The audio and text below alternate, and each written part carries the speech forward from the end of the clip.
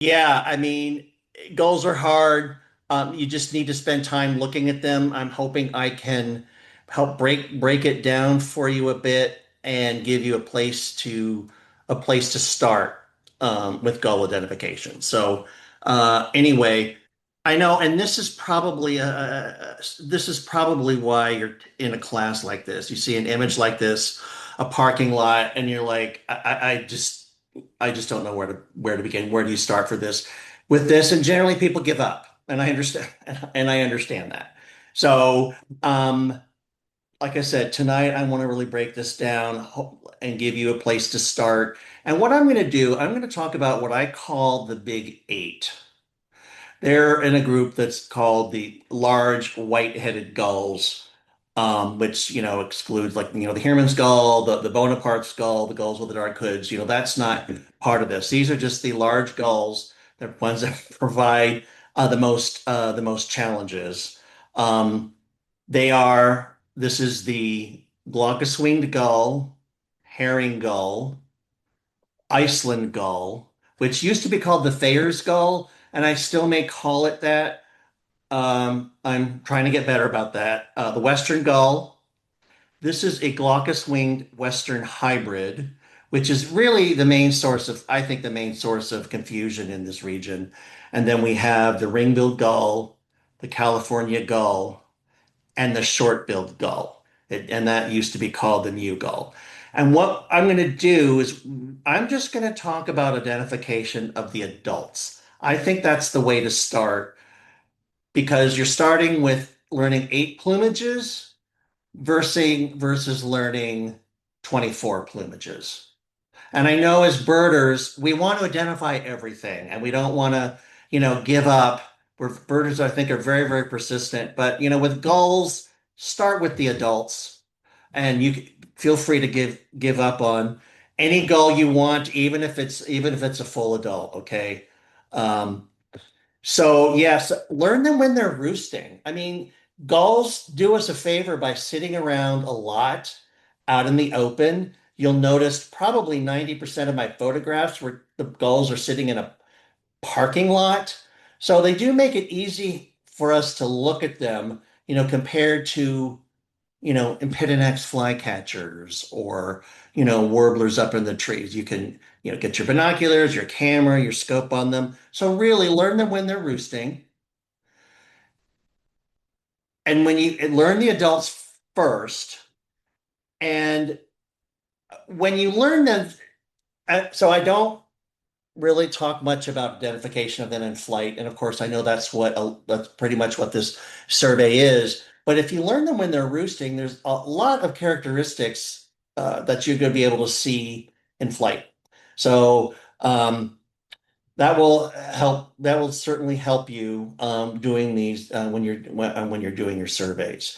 Like I said, learn the adults first. The sort of size, shape, some of the plumage characteristics you'll learn to recognize in the immatures and subadults. So really start with the adults, and also really because they're sitting around and you're going to be able to get good looks at them. Sort them out by leg color. There's pink-legged gulls with pink legs and gulls with yellow or greenish legs. So that's what we're going to do is we're just going to start breaking it down by that. And I know I sent around a summary chart. Did everybody get that? Okay. No, I So, didn't send that yet, Michael. That's going to be in the kind of post. That was going to be in the post oh, okay. list. Okay. I'm sorry Um, if you wanted me to do that. I can put well, it somewhere this is later. what it looks like.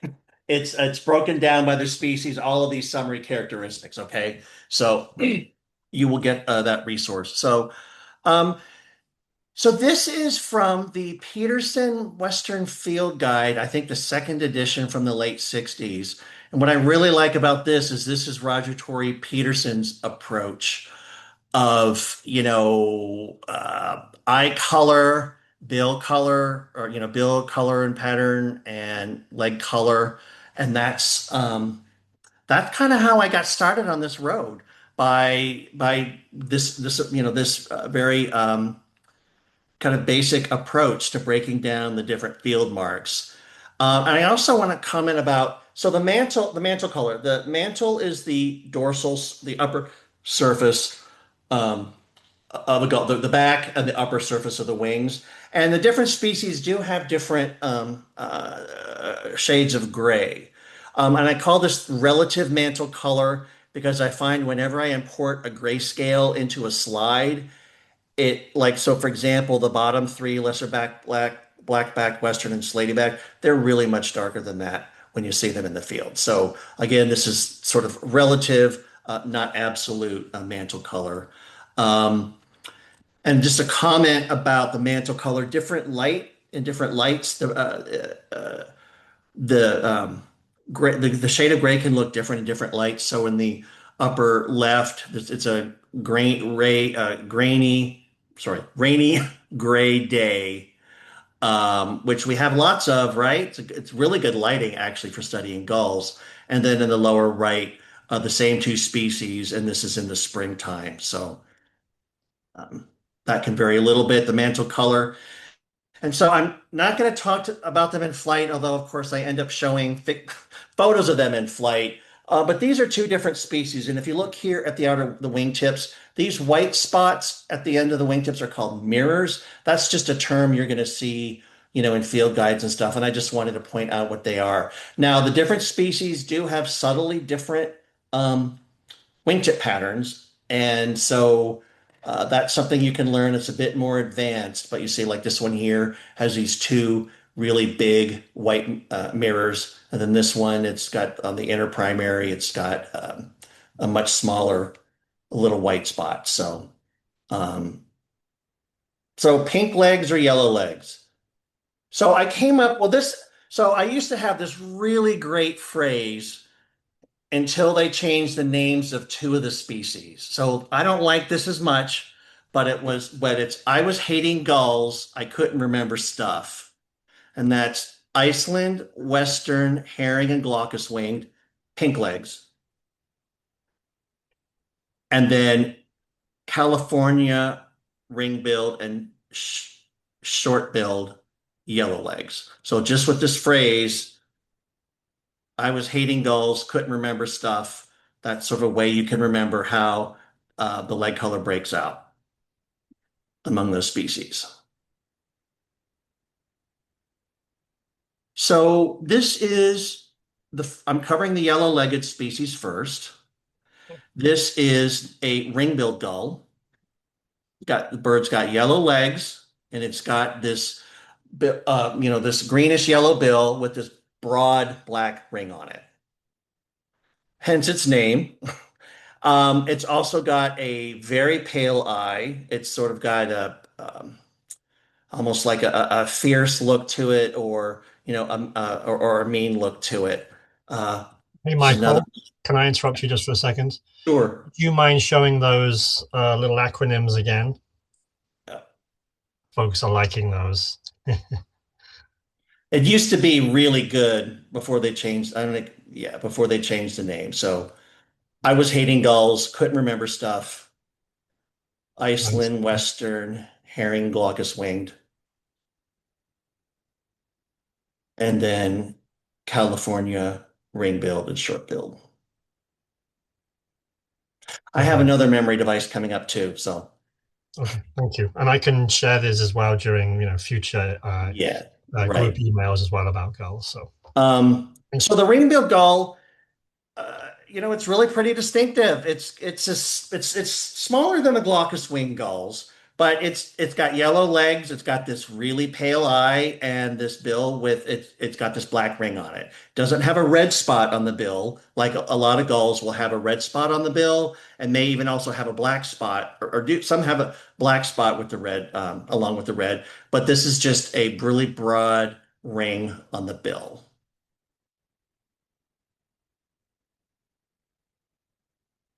I think they're very distinctive. And one thing I'm not really going to, we could talk about this maybe at the end of the class if people have questions. Not really going to be talking about like the sort of the distribution in the region and where you can find species too much. I'm assuming everybody here, or a lot of people here, use eBird and kind of look some of this stuff up. So Although, as you can tell, a lot of these species can be found in parking lots around the region. Um, so the next yellow-legged species is the short-billed gull. So it's got a dark eye. See, I'm going way back to Roger Tory Peterson in the late 60s and how he broke it down by, bill, eye, and leg color. So yeah, so it's got a dark eye. This is the short-billed gull, and it's got a really small bill. Um, it's referred to as an unmarked bill, but you can see there's like maybe a little bit of a smudge here. They sometimes get that in the winter time, but it doesn't have a broad ring or a big black spot, or a red spot. It's also got I call it like a ping pong ball shaped head. I used to talk about how it had a really rounded head until somebody pointed out that, well, all gulls have round heads, so that's fair enough. But it's like a ping pong ball with this little bill stuck on it. It's really small. So the one on the left, it's an immature short-billed gull. So I'm not going to point out characteristics, but it's compared to the glaucous-winged gull. The short-billed gull is really small. More dainty. I wouldn't quite call it tern-like, but it's really small. So then the third yellow-legged species is the California gull. It has a dark eye, and the bill always has a red spot on it. In adult plumage, it always has a red spot, and it also always has a black spot. So yeah, so these are three species that you'll be able to go out and look for and identify. You're breaking it down by the leg color, um, and they all have different, color pattern on the head, like with the eye and the bill color. So yeah, actually, we'll come back to this, but this is how I like to think of it. Red ring, really little. So that's red spot on the bill of a California gull, ring on the ring bill of a ring-billed gull, and then short-billed gulls are small. Red ring, really little. But yeah. So another parking lot here. Um, Take a look at this, and there's more than one species in here, and just sort of take a look and see what you can kind of pick out from this. I'm going to go through the identification of the big eight, and then we'll take a short break, and then I'll come back and I've got a bunch of review slides, well, a bunch of quiz slides, and so we'll go through it that way too. Um, but this is kind of a hard to sort of front of a class. I might have people guess, but I'll point out this is a California gull here. It's got yellow legs, and I don't know if you can see, I can see the red on the bill, the red and the black spot on the bill. These ring bills right here, that ring, and I can even see what a pale eye they have. It's like they're looking, like giving you like a really mean look. And then this one here, this is a short-billed gull. So all three of the yellow-legged species are here. And you'll often see them together. And I should tell you, even though I said I'm not going to talk about distribution in the region, California gulls mostly leave our area for the winter. They're here through maybe October, early November, and they'll come back like in March or April. They breed in eastern Washington and across uh, the Intermountain West grasslands and prairies. But they do come back. Although I know like Seattle gets a handful on the Christmas bird count. I know there's some in Edmonds. So there's a few around. And actually the California gulls, they tend to all be with each other. So um, yeah, I mean, I know on the Seattle Christmas count, if there's 10 California gulls reported, they were probably all in the same spot. So, or divided between two spots. So anyway, that's one you might not be able to see tomorrow, but the other two you can. So, okay. And also to point out, like, have an idea what this might be. We're not seeing the leg color, but once you really learn how these birds, different species look when they're sitting, see it's got that ring on the bill, no red spot, and that really pale eye. So this is a ring billed. I know I said don't learn them in flight, and I'm pointing all this stuff out mainly to let you know when you learn, you know what they look like when they're sitting around, you'll be able to use some of those field marks in flight. So,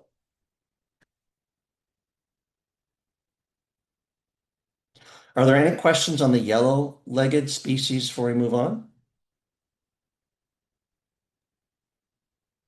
Let's see, nothing right now. Maybe folks are feverishly typing. We'll give them a Okay, okay. chance to. Um, all right. So then we'll move to the pink-legged gulls.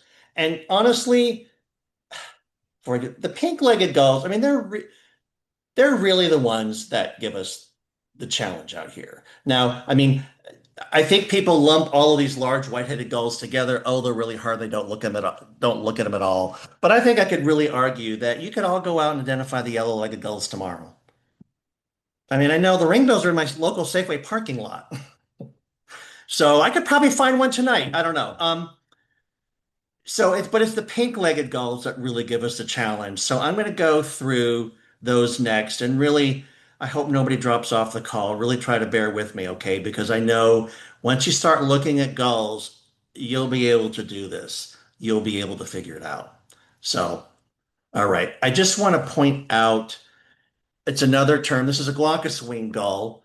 Um, the lower mandible has this sort of little bulge here and this angle upward, which is called the gonidial angle. I talk about it a little bit, but you'll see that mentioned in some of the field guides or the gull guides, and I just wanted to point out um, where that is. So, and what that is and where that is. So, okay, so this is a glaucous wing gull. It's got pink legs. Now you notice, like, alert, alert, it's got a red and a black spot on the bill. Sometimes these pink-legged gulls will get a black mark on the bill in the wintertime. So while this looks like it might be a California, it's got pink legs. That's why really break them into the leg color. And yeah, the glaucous winged gull, it's kind of a medium to pale gray, and the wingtips are pretty uniform shade of gray with the mantle. It's really a pretty uniform gray. Look close up of the wingtip.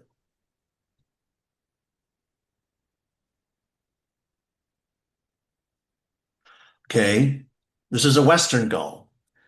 This is actually the biggest. It's not much bigger than a glaucous winged gull, but it averages bigger, just a little bit bigger. It's also our darkest mantled regularly occurring gull with a dark gray, and it's got black wingtips.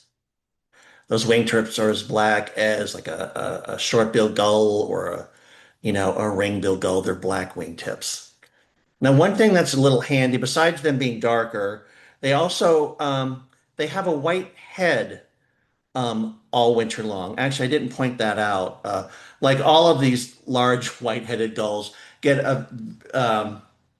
all but the western get a bit of smudges. Sometimes it's more streaky, but they'll get some they'll have some dark feathers on their head. So, but the western gull, it stays white-headed all winter.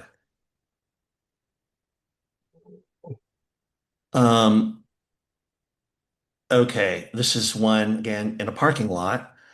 You see, it's noticeably darker than those other gulls it's with, which are glaucous winged gulls and glaucous winged western hybrids. And I'm going to talk about that next. Um, Because yeah, you get down to the coast. This is actually taken in the spring, so all the gulls would now have white heads. Classic Western gull here, dark gray, black wingtips, and then you have this one here. Actually, I need to move. I need to move this menu bar. There we go. It always seems to be right where I'm trying to click or show. So yeah, so this is a classic Western gull here. And then here's one, well, it's not as dark and it's got black in the wingtips, but it's not really as black as that. Yeah, this is a classic glaucous-winged Western hybrid. The glaucous-winged and Western gulls hybridize extensively on the Washington coast. Let's see here.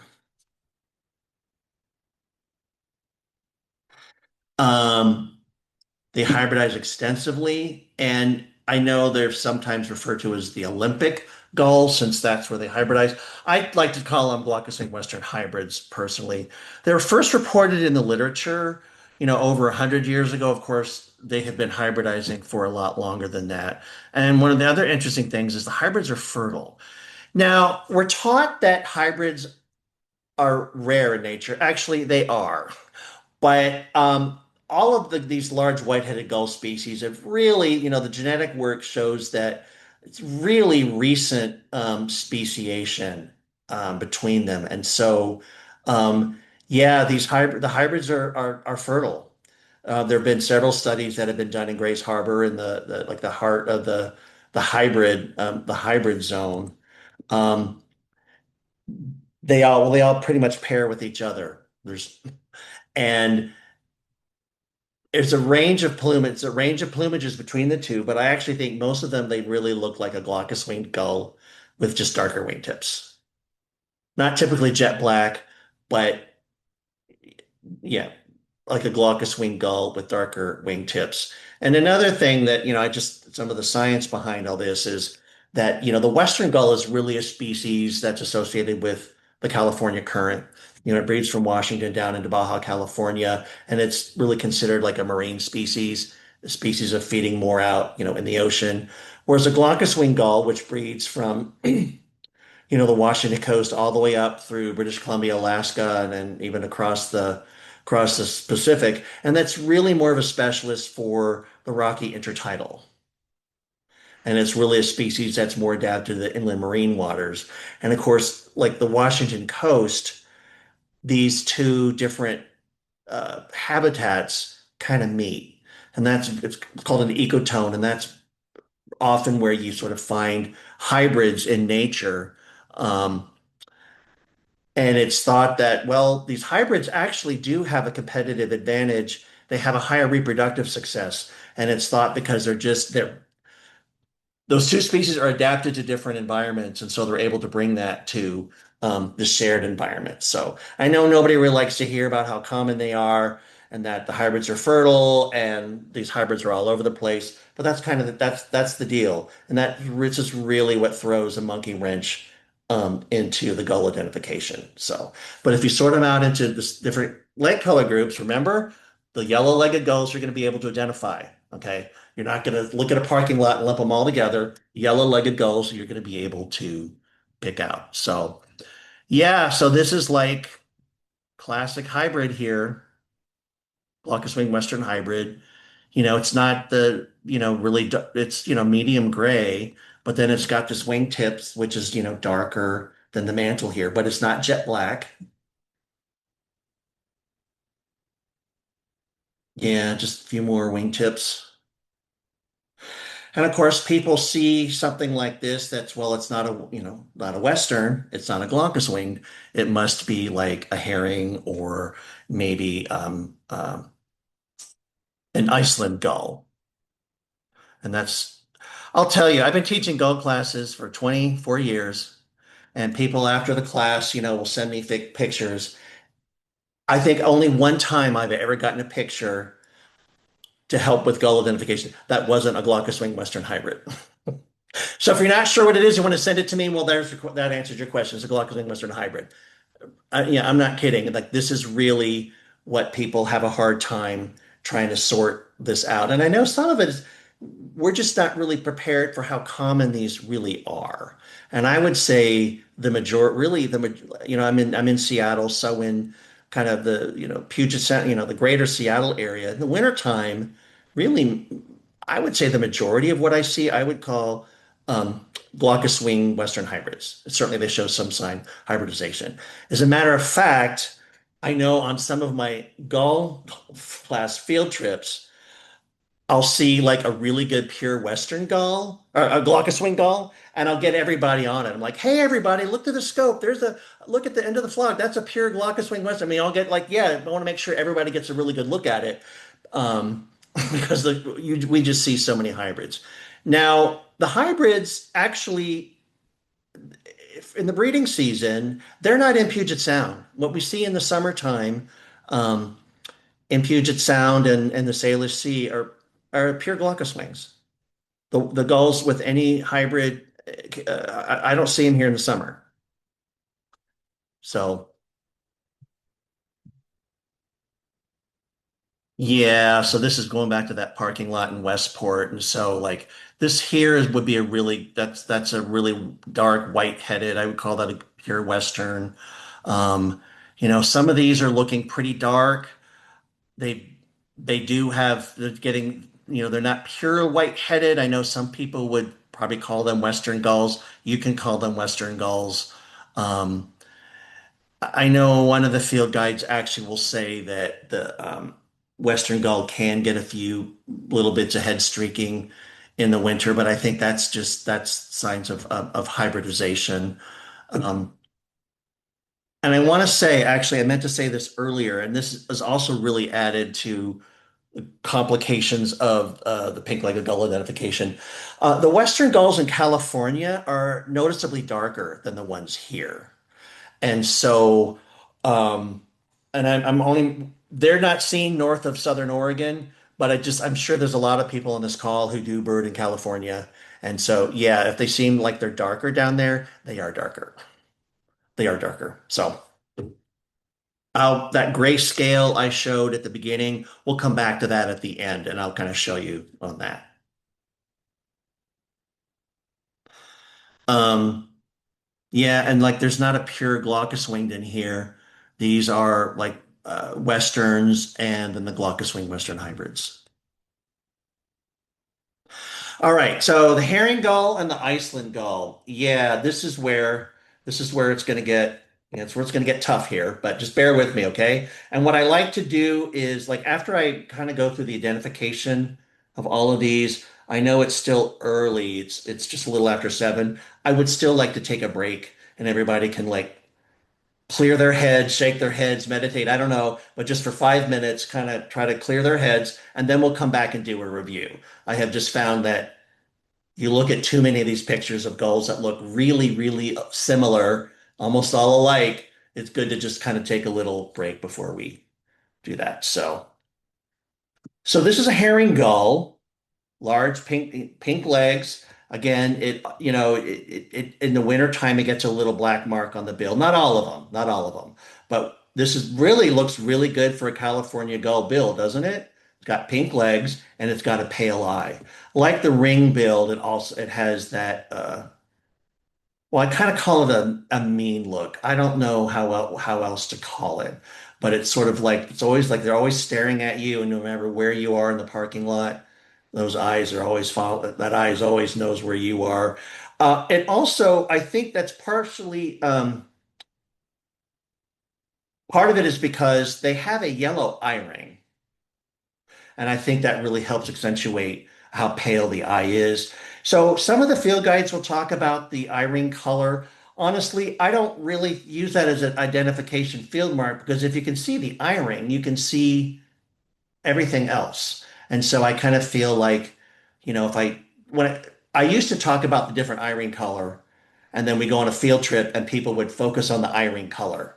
And like, oh, well, I thought glaucous wings didn't have this. It's like, yeah, well, let's look at the whole bird. So I don't put much stock in the eye ring color really, but I do think that that's partly what brings out the look in the herring gull.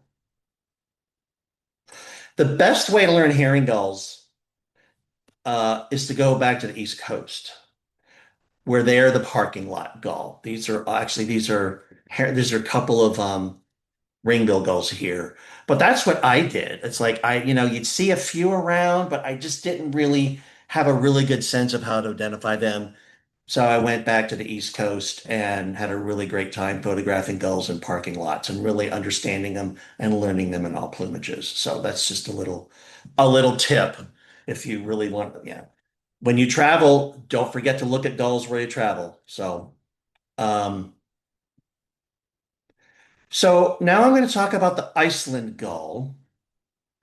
Um, the Iceland gull, well, it has a checkered taxonomic history, but the Iceland gull and Thayer's gulls were considered separate species for a long time, but a few years ago, the Iceland gull and the Thayer's gull forms were lumped into one species called the Iceland. I still use the term Thayer's gull because I actually think the Thayer's form of that species is really distinctive. The Iceland gulls typically have like white wingtips or maybe a little bit of black, whereas the Thayer's gulls have, black wingtips. So I kind of feel like it's useful to still refer to them as Thayer's gull, but I'm trying to get better about that. But you see, this is a glaucous wing gull, like a uniform gray here. Um, the Thayer's gull is smaller. It and with a more dainty head, like it. I mean, actually, the to me, the Thayer's gull looks like a pink-legged Mugo. A little bit bigger, but they really have the same look about them. Um,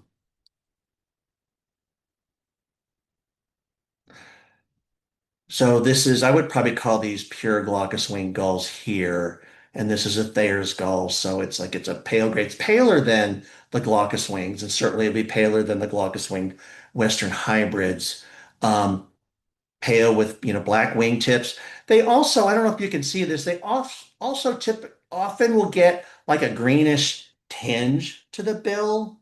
Not always, but sometimes when I look at, I'm looking at like a flock of Thayer's gulls or a group of them, it's like wow, they really stands out how pale they are, and I can really see um, how greenish those bills are. So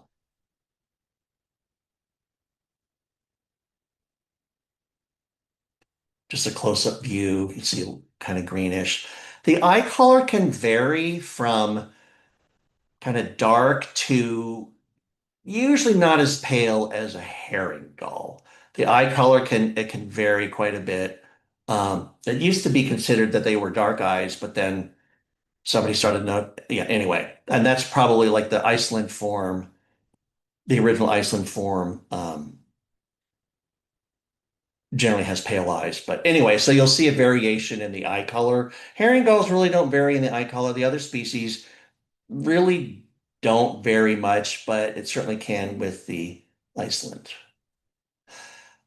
Okay, pay attention because I think this is a really, really important, this is really important for distinguishing between herring gulls and Iceland gulls. So if you look at the, and that's looking at the underwings, when the bird's sitting and looking at the underwing, the wingtip. Because what we're looking at here, I wonder if I don't, maybe I should do this. This right here, this is the underwing, right? We're looking at the other side of the gull and we're seeing the underwing. And you notice it's got a little bit of black here. This is a large mirror, and then it's got more black here. Um, I don't know. Can I get rid of those marks? Yikes, I don't know how to erase those. Sorry. All right. Maybe I'll clean those up at the break and we can come back to that. The Iceland gull, it's got that white tip. It's got a little bit of black here. And then this is white. See how this is black? I'm sorry, I don't know how to clean those markings up. This is I far this field mark is not used nearly as much as it should be because remember we're studying these gulls when they're sitting around, and I find this is a, just an exceptional way to distinguish between um, like a herring gull and an Iceland gull. So I think, okay, this is what species is this here? Ringbill, got yellow legs. Um, I put this in here to show you. You see here, this is the underwing. We're able to see the underwing of a ring-billed gull.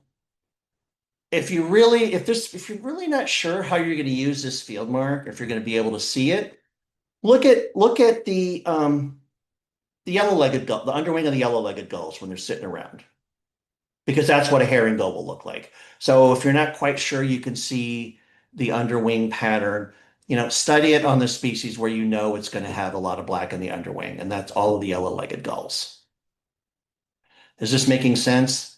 Like I said, I wish I could say, oh, well, just wave my magic wand and now you know how to identify all the gulls. Really need to sit and watch them and look at some of these characteristics. So,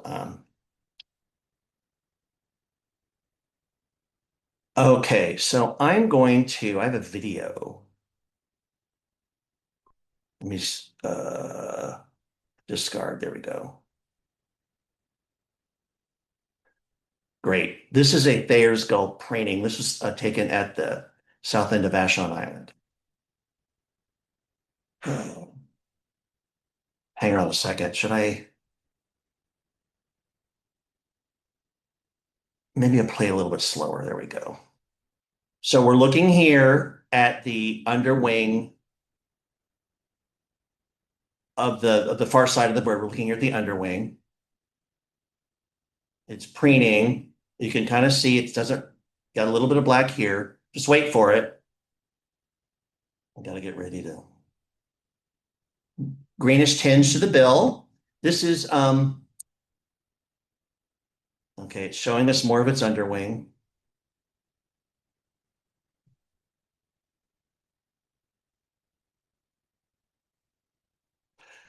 Gulls spend a lot of time sitting around, preening, bathing. It's going to lift up its wing. You can see the underwing.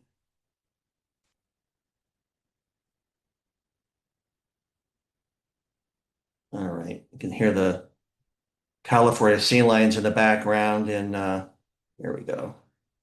You see, this were a herring gull. This would all be black. This would all be black.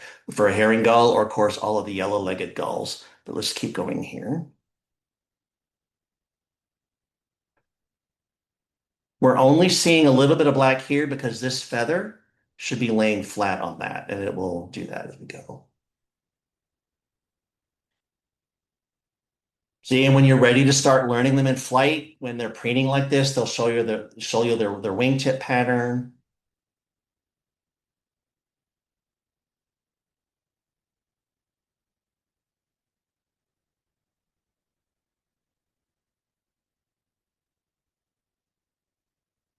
Yeah, this would be this would show extensive black if this were a herring gull or any of the black-legged or the yellow-legged gull species. And if you can't quite see this, and I know these all look very, very, very much alike, just be patient. Just start looking at gulls out in the field, and you will start being able to see this.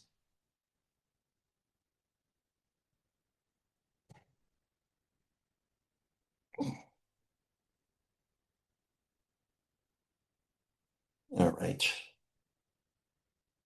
So let me go back to this. And I think I have this queued up okay. Okay. And you can still see the video, or it's going here. Okay. This is a video that I took of a herring gull. You see how black this is here? Let me get this is the underwing, the far side of the bird. You see how black this is? I don't know how to get this playing at the same time as the Thayer's gull, excuse me, the Iceland gull preening, but you see this is how black this is. The hybrids don't have that. Um, See what a pale, really pale. And here we go. Photo bombed by a ring-billed gull. I love that. Let's see if we can get both heads up at the same time. Yep, there we go. Both pale-eyed. Um, the herring gull, it varies a little bit in size. So in gulls, the males are bigger, a little bit bigger than the females. I definitely think the herring gulls, they're not quite as big as our glaucous-winged or hybrids, but almost. I mean, the measurements, the average measurements, they would of the herring gull, they would be smaller. So, okay.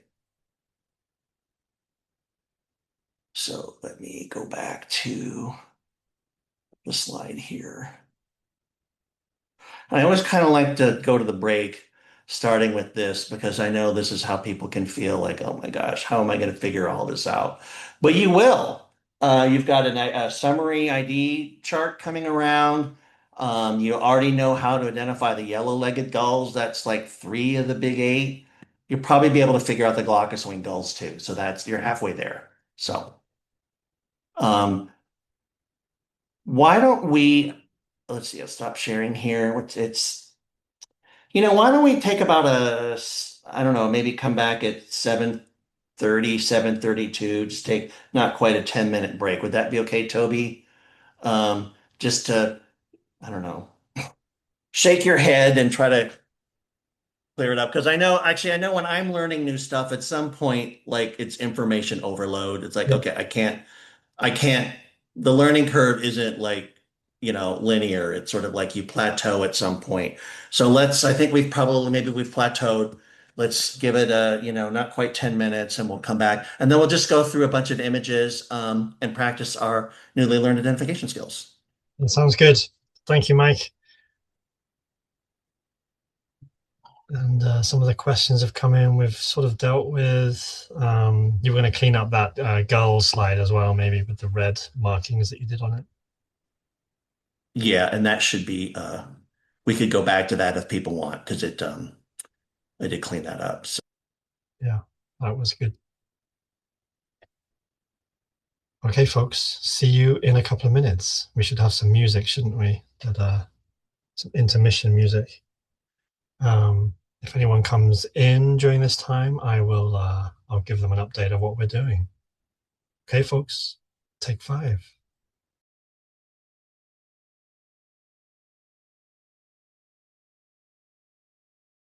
Good to see you, Toby.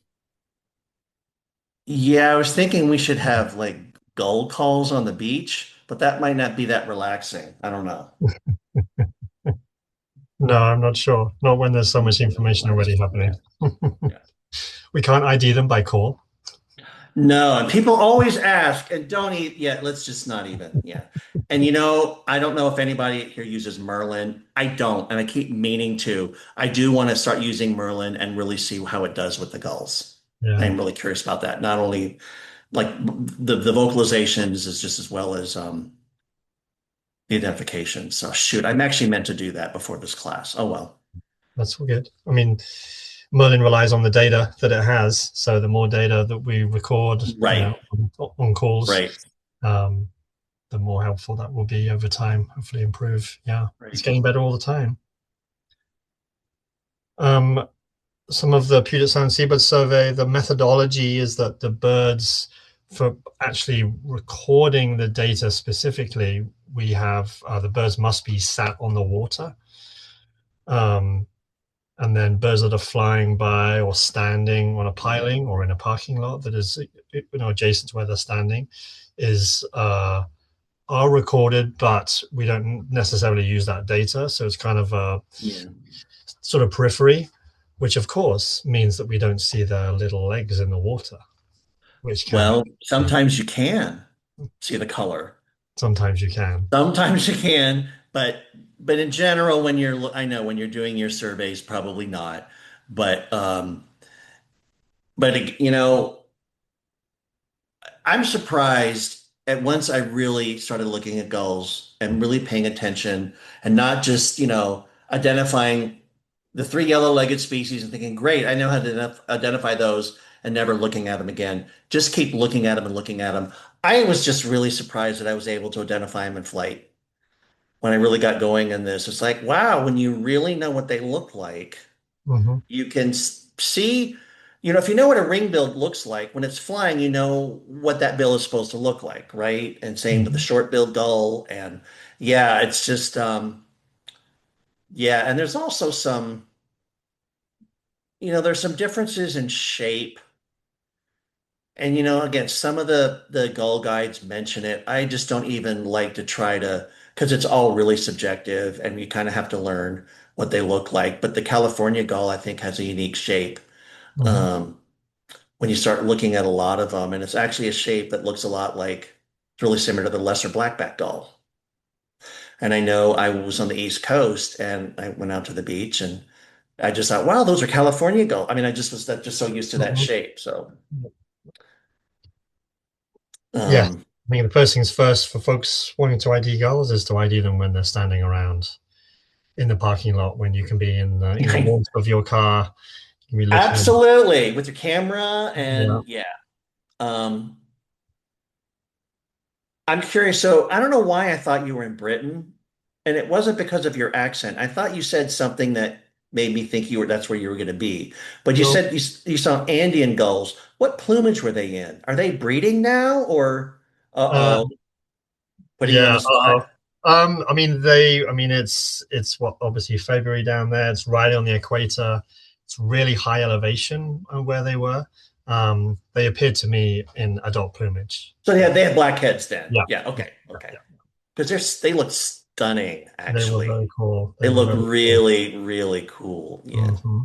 Yeah, that was a good goal, and only one, so it was easy to identify. Oh, yeah. I nailed it every time.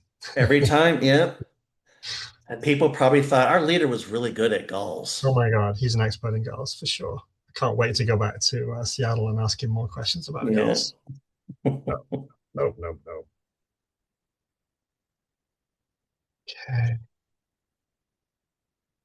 And then yeah, I do have that document that you sent, and I'll send that round at the end of this class Okay. in an email to everybody, and maybe you could send me the links to the videos that you shared as well, so I Yeah. can look at those. Um, the herring gull, you'll have to is it, it's you'll have to post it. I mean, it's in my files, and I Okay. yeah, but you can do that. God, I don't remember when yeah, I'll find the date because you should probably put the date and location on it. I'll find that, and if you could post that in your channel, Okay. that's a really nice compare a way to look at both of those. So. Okay. Great. Rosemary, you're right. Large skull, it's the pale gray wingtip. See, there you are.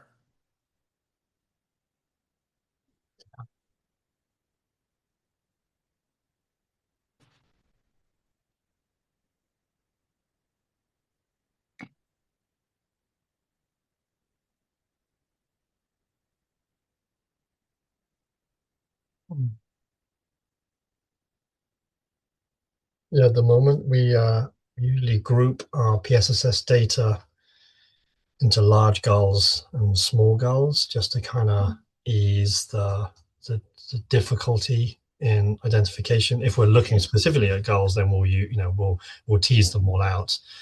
But when we're looking at comparisons with British Columbia and other areas, it depends on the analysis, but Right. oftentimes we will, yeah, we'll just mark them as or bucket them as large species and small species gulls, or yellow legs versus pink legs. Yeah, and actually, I mean, the short-billed gull is really, I don't know. It's too bad you can't. It seems like that would be a really good, like that's a gull of the, Salish Sea would probably be more identifiable, easier than the, I don't know. I mean, I'm not trying to mess with your protocol, but I could see how that would be a really valuable to be able to compare throughout the region and might be more reasonable than trying to compare. how many herring gulls versus Iceland gulls, or I mean, I don't know. I mean, that would just be um, yeah, more difficult. Yeah. Um, I mean, we need to focus on, analysis on goals specifically, and at that point, we'll yeah. make sure we tease those out. But it can be difficult for sure, for sure. Oh yeah, and you don't and you want right, and people's observer, the observer skills are all different, and obviously you Mhm. want really good data, so it makes kind of sense to lump them Yeah, yeah. um, in that grouping. So But hopefully, from now on, folks will be more able to identify them. yeah, like Sooner. yeah, yeah. So are people coming back? It looks like we're about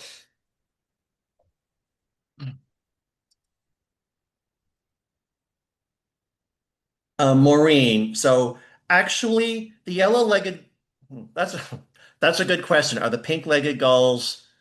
Um,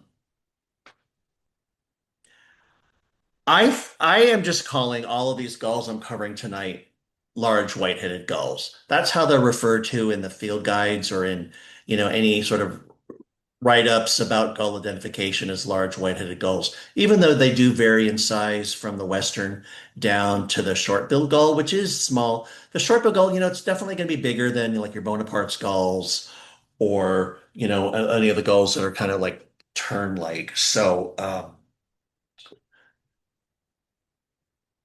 the yellow-legged gulls are smaller, but I just think the term large white-headed gulls would apply to all of these big eight. So I don't know if that answers your question.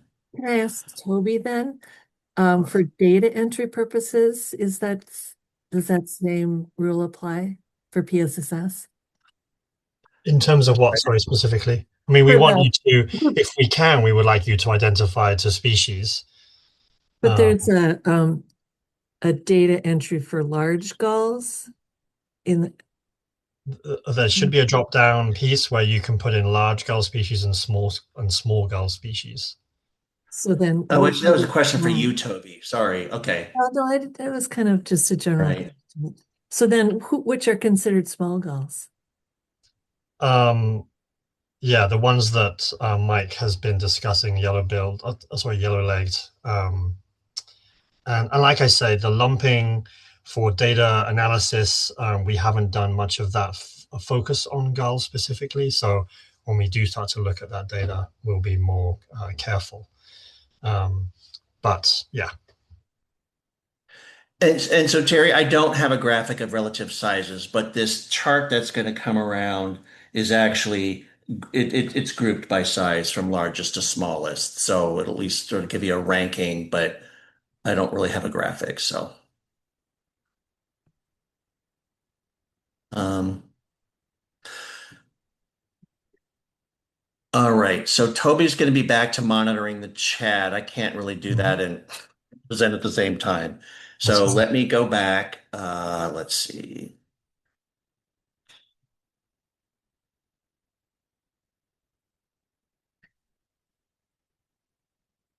Let's see, share. And I'm going to come back to a review. All right. So can everybody see the screen?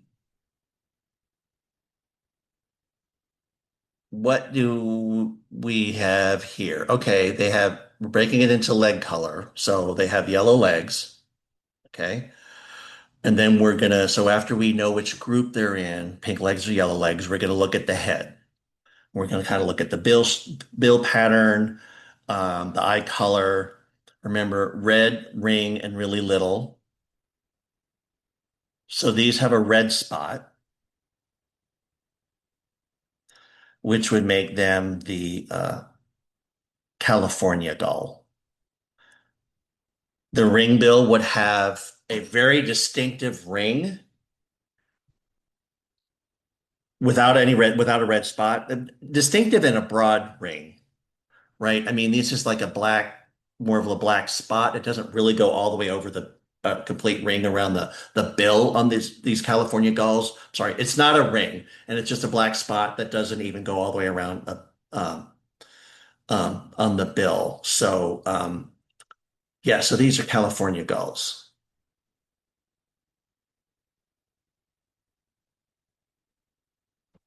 One question, Mike, could you explain the mirrors again? What is a mirror? Why is it called a Yeah, mirror? so the mirror is just it's a white it's I don't know if I have any more photos coming up. It's just a white spot. It's in it so the outer two primaries. Um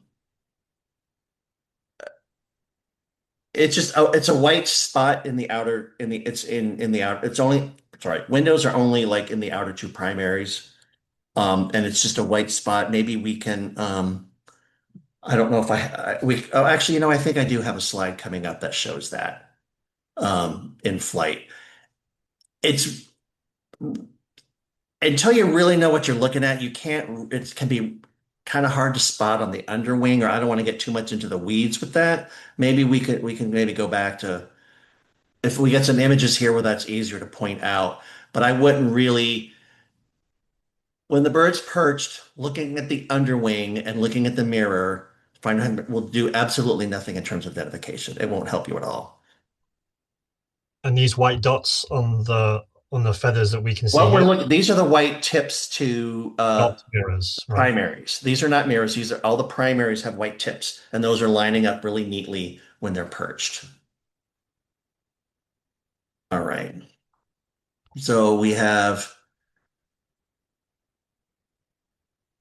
I'm looking at this gull here. Let me see if I get the laser pointer.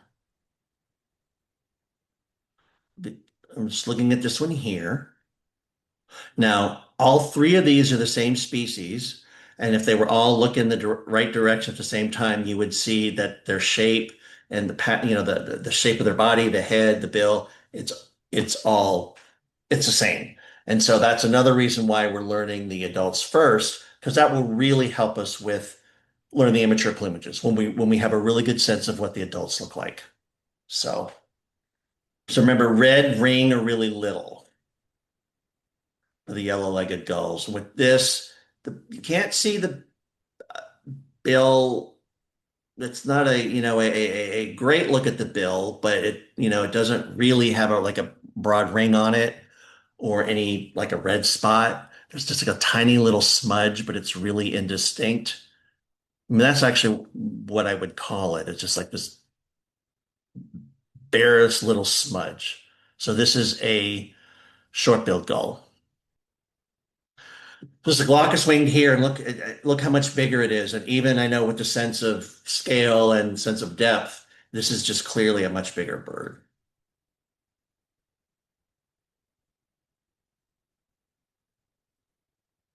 This has pink legs. I'll just tell you that. So from what we know about pink-legged gulls, what might be a guess? Kind of just looking at the head and like the eye color. So it's a pale eye that really stands out. And this is a herring gull. It's got that mean look about it. An Iceland gull would never have that, would never look like that. Um, yeah. A herring gull, so herring gulls in many parts of the country are one of the most common gulls. So I know if we tell people, oh, I have a hard time identifying herring gulls, people are going to think, oh, this is a really bad at gull identification. They can't even pick out a herring gull. But that's not our parking lot gull. Yeah, it's really interesting. We don't have a lot of herring gulls here. We have numbers wise, the Iceland gulls, there's a lot more Iceland gulls here in the Puget Sound area um, in the wintertime, a lot more. But usually, like some of these, I know, like out of Lake Washington at the different parks, there's these, diving platforms and there's groups of gulls. There's often a herring sitting out there, but not like a group of herring gulls. I think I've maybe seen two together on those diving platforms. So we really don't have a lot of herring gulls out here. Right? Those pink legs. Yeah, I'm looking at this one here. So wingtips are dark. They're not really jet black. They're darkish, right? This is a glaucous wing Western hybrid. And actually, this is a really nice pure glaucous winged here. A Western gull would be darker and have jet black wingtips. And actually, the other pink, like so, the Western will be darker with jet black wingtips, and then the herring in Iceland would also have jet black wingtips. The Iceland and herring are actually paler mantled than the glaucous winged. It's a finer field mark that you can see, sort of the kind of thing when you see seagulls sitting together. Right. Pink legs. Um, yeah. Can we see the underwing here? I don't know if you can get a good look here, but this is like there's a little bit of black here, and then this is white. This is an Iceland gull. It's got a pale-ish eye in terms of like you can see, an iris in, a pupil in, a slightly paler iris, but it's not that mean look that the herring gulls get. And some of the glaucous winged Western and the hybrids can have an eye that looks kind of like this, where you can see, like I said, the pupil is distinct from the iris, but they never have that look, that mean look, fierce look.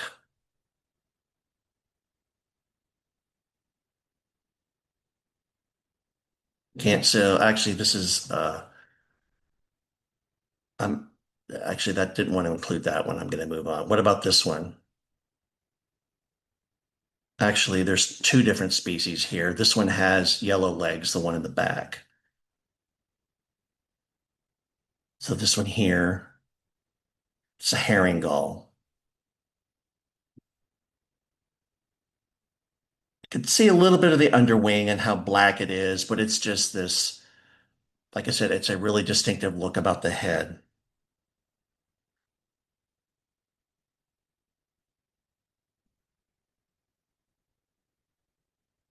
Now, I put this in here. Toby and I were talking about this. It's on the water, but you can actually see the leg color. So just because they're on the water, you can still sometimes see that. So it's got yellow legs. So the yellow legs, it's red, ring, and really little.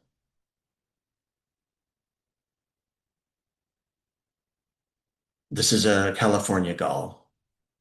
It's got that red spot and a black spot on the bill and a dark eye.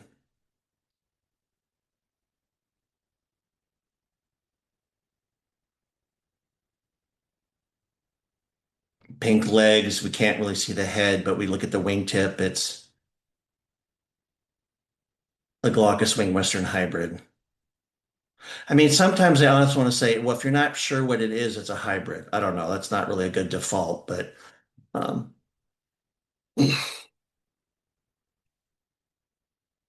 so I'm looking at these two species here in the foreground. So the left is, what do you think the left is? Pretty uniform.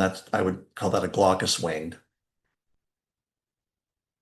And this one, it's got black, black wingtips. It's fairly dark.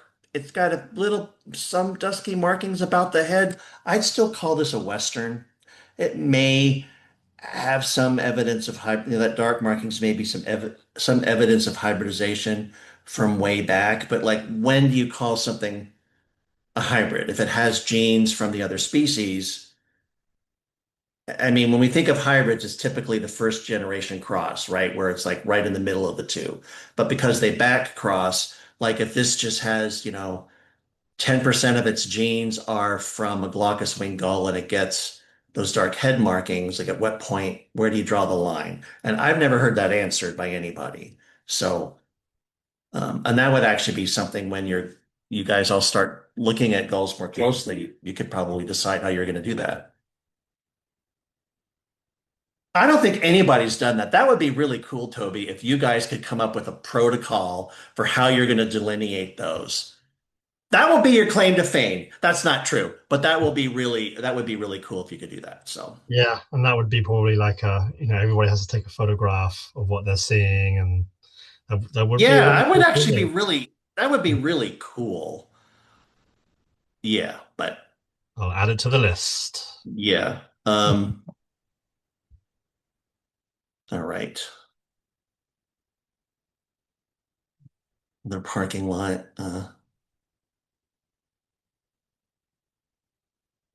They all have yellow legs. Yeah, all three species are here. These are all the gull, excuse me, the short-billed gulls in the foreground. There's a California gull and a ring-billed gull, kind of all showing the characteristics.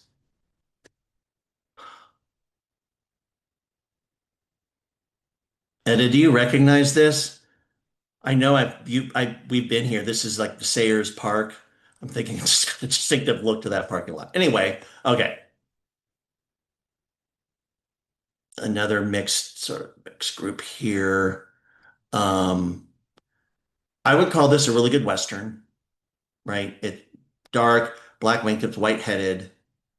Then of course, um, this is a ring build. I can see the yellow legs, and I know I can see these images probably maybe better than, I mean, I don't know how they're when it's coming across on other people's screens.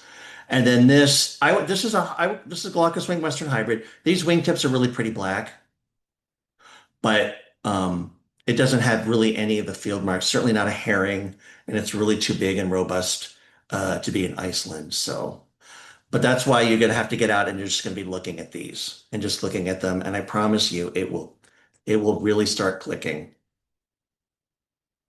Okay. Yellow leg.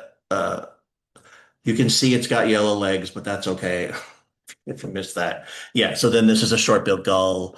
Um, what about this pink-legged gull? Not a glaucous winged, because this is too dark wingtips. Was it jet black? No. This is a glaucous wing Western hybrid. So yeah, so now we're back at that same parking lot that we began that I began the presentation with. I do have a few more slides that I wanted to show of some kind of a couple of the rare species, if you want to indulge me. But did anybody have any questions? I know we talked about going back to some things. What should we go back to, do you think? As the questions come in, if glaucous winged and western gulls hybridize so freely and the hybrids are viable, why aren't they lumped into the same species, Yeah, such as with flickers? well, that's a very good question. And that's because the genetic work on gulls has consistently shown that the two species are not each other's closest genetic relative. So if you lump the western and the glaucous winged, then that means you would have to lump like the slaty-backed in that and the herring, and I can't remember all the species, but yeah, that's a really good. The closest relative actually of the glaucous winged is a slaty-backed, and of course that's a really dark gull. They're both gulls of the North Pacific, and maybe there's just really a few genes that control mantle color. I don't know. But yeah, that's kind of an obvious question, is that why aren't they considered the same species? But a lot of genetic work is now being done. It's actually been done for a few decades now. But things like I don't know who's been birding long enough to remember when the Baltimore Oriole and the Bullock's Oriole were lumped into the Northern Oriole because they hybridize in the Great Plains. Well, genetic work has determined that they're not each other's closest relative. So if you lump those together, you're going to have to lump, it's like a black-backed Oriole in Mexico and the streak-backed Oriole. I don't remember, but that's sort of just another way kind of looking at it. But there's kind of more going on in terms of gene flow. So To continue on that thought, do herring gulls hybridize with other gulls? yeah, they do. And yeah, they do. They hybridize with glaucous winged and glaucus. And the glaucous winged hybrid, you know what? These pink-legged gulls are all going at it. You know what? They do hybridize. I, Don't even worry about that. I mean, occasionally I have seen other hybrids here. They're almost always like the immatures. So we're not talking about immatures. I wouldn't even worry about that. I mean, I don't see them very often at all. Those other hybrids. I think they mostly stay north, actually. All the hybridization is happening up in, Alaska and northern Canada, and I think really most of the gulls stay there. But yeah, okay. Also, you showed a slide previously that you said was a Western, but it had yellow legs. Is that a variation? No, and I must, I don't remember that Westerns never slide. have yellow legs, and I don't remember what slide that was. I would have misspoken. Westerns are really the classic pink-legged gull. So, I'm sorry about that. And then can you repeat the red ring really, the acronyms that you had? Could you just Okay. repeat those again, review for folks? Red, ring, and really little. So this is for the yellow-legged gulls. Red, the red spot on the bill of the California gull, because the other two yellow-legged gulls don't have any red. Ring for the ring bill, because it has a ring on its bill. The other two species don't have a ring bill, a ring on the bill.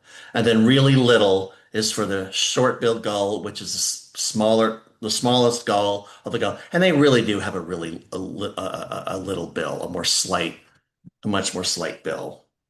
Remember, they also have the ping pong ball head. So red, ring, and really little. It's great. Thank you. Those are all the questions right now. That was a good little All break. right. Thanks, folks. Well, let me move forward just a little bit.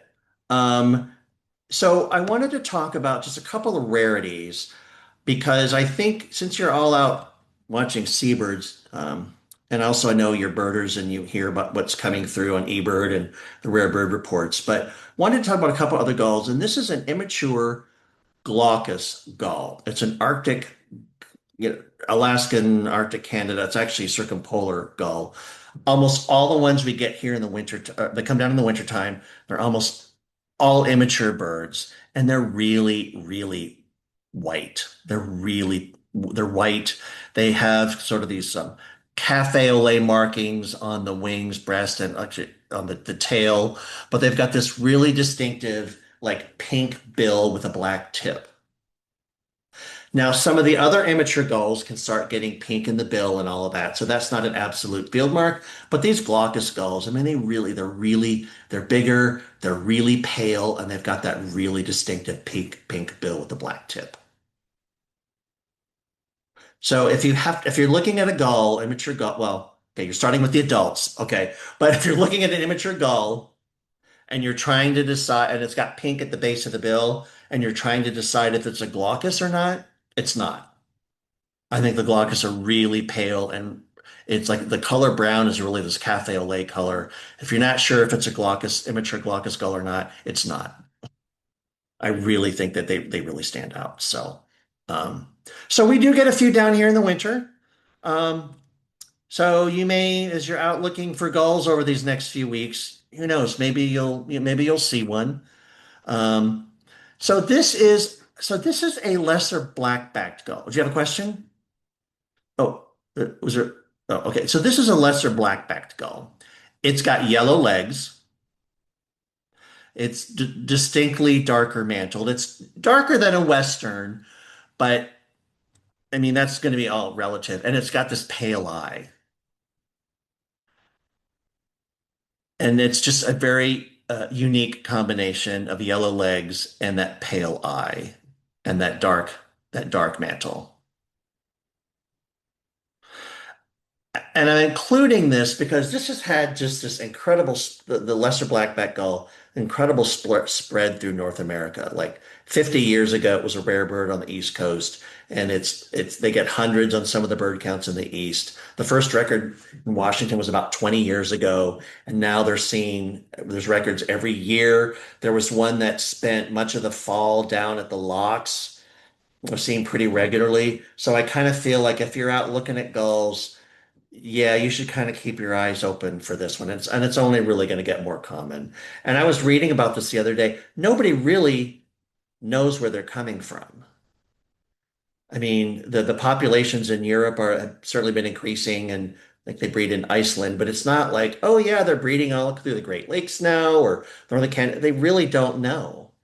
It's really kind of something. So, then the other dark gull, dark-backed gull we get is a slaty-backed gull. There's few records every winter. I know there's one now in Eastern Washington. I can't exactly remember where. Franklin County. It came through on the eBird report. Really dark, pale eye, but it's got pink legs. And yeah, so I've got more. So this is a slaty-backed gull in a parking lot with hybrids. Then this is a western gull in the same parking lot, but it was a different day. I really wish I could have gotten them together. But you can see like the slaty-backed here and the western here. The slaty-backed is really dark. And I think particularly when you get familiar with western gulls, it's really dark. I've been kind of at some of these rare gull stakeouts and people get, a western gull will come in, oh, that's got to be it. That's got to be it. I'm like, no. I think when a slaty-backed gull shows up, it's really dark. And I'm like, yeah, it's really, really dark, distinctly darker than a Western.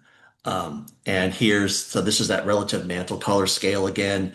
So this Western gull here, the northern form, it's a subspecies occidentalis. It's going to be pale. It's paler than this Wymanai. Subspecies Wymanai is the one that's in California. And the slaty-backed is really dark. And like I said, I really wish the gray color, a bit colors translated better on this slide because the slaty-backed it's darker than this. It's really dark. I wouldn't call it black. If you're familiar with the great black-backed gulls in the east, I mean that's pure black. The slaties, well, they're slaty. That's why they're not called black, but they're really, really dark. So I think.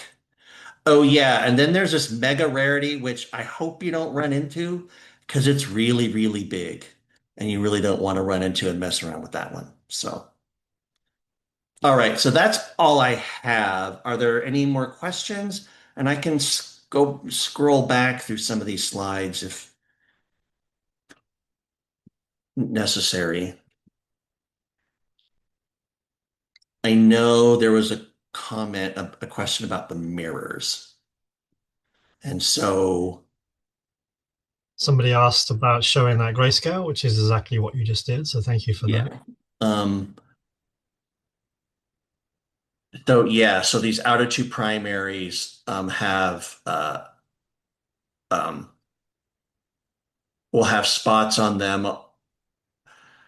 They vary between the different species, and I really don't want to go really don't want to go into that now because we're learning them when they're sitting in a parking lot, right? Not when they're in flight.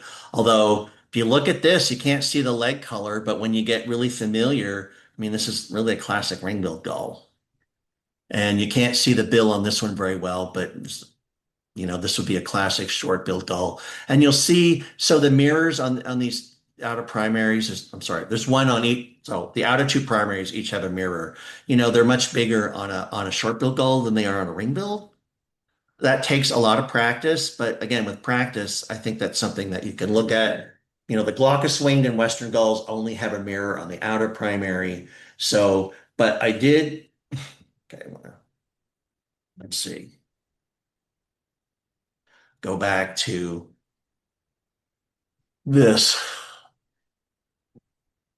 Even Roger Tory Peterson, look how he described the wingtip patterns.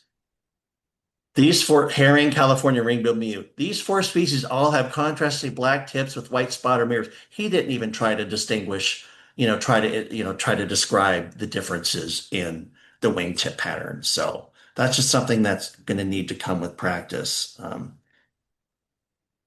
But go out and look at these yellow-legged gulls because you'll be able to identify those. And yeah, that's a great place to start. And I would say if you go out, if you go out tomorrow or this weekend and you end up seeing these yellow-legged gulls and you're feeling really good about it, great. Well, go out the next weekend and look at them again. Keep looking at them, okay? Keep looking at them. And if you can't figure out what the pink-legged gulls are, that's great, but just keep looking at them. They're probably glaucous wing western hybrids, but still, um, it will come to you. Particularly if you really can knock out the yellow-legged gulls. I mean, that's right there. And the glaucous wing gull with the really relatively great, you're halfway there. So, and you'll amaze your friends because you even look at them and can identify any of them. So this is the big eight. Yeah. So do I need let me get my pointer. So it's the glaucous winged, herring, Iceland, western, glaucous wing western hybrid, ring-billed, California, and short-billed.